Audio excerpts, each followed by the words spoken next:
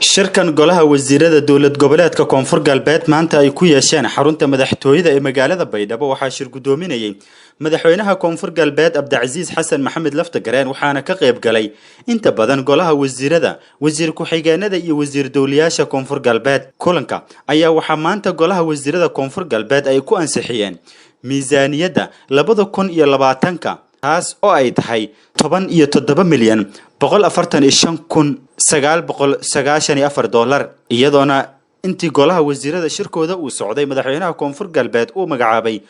guddi u qaabilsan ka hortagga cudurka coronavirus oo golaha wasiirada ah markii kulankooda uu soo dhamaaday waxaa saxaafadda si kooban ula hadlay wasiirka maaliyadda dowlad goboleedka koonfur galbeed Axmed Maxamed Xuseen oo sharaxaya miisaaniyada 2020 ee koonfur galbeed oo golaha wasiirada ay meel mariyeen baantan kuma nagay golaha wasiirada dowlad goboleedka koonfur galbeed Soomaaliya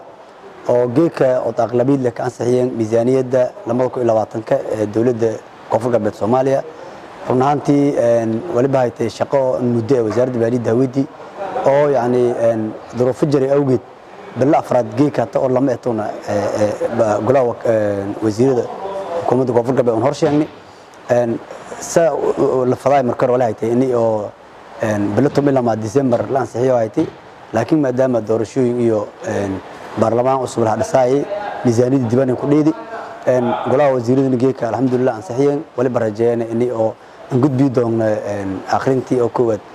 برلمان أصبح دولة قولات كفر قبل سوماليا يوم سلمة ولا بكرجعنا إني عن صحيح دونا هدي لاير ما دام وقتك أو نحسنوس إيدين يري رنانتي ميزانية أو كفر قبل سوماليا مرحلة كل دوها مرتي koonfur galbeed mudadii hajartay sanad kasta miisaaniyada la diyaariyay sanadka kala dhaafay miisaaniyadu diyaarin waliba haytay 8 milyan haytay oo dollar waliba ilaahay qadar inuu alxamdulillah oo nadirna ilaa 10 milyan miisaaniyadan oo koronkata oo walaahi uu ka talgalnay mana ku talgalka hay oo koronku si badan meel ilaa iyo 40% sanadka miisaaniyada insha Allah waliba diirsiinay 7 milyan oo iska jara doonta diilaayar dakhliga gudaha ku xaroodo iyo meel raay deeqaha oo ku helo doona diilaayar dadka saaxiibada ilaa dawladda federaalka Soomaaliya iyo hay'adaha insha Allah oo rajaan inay ku xaroodo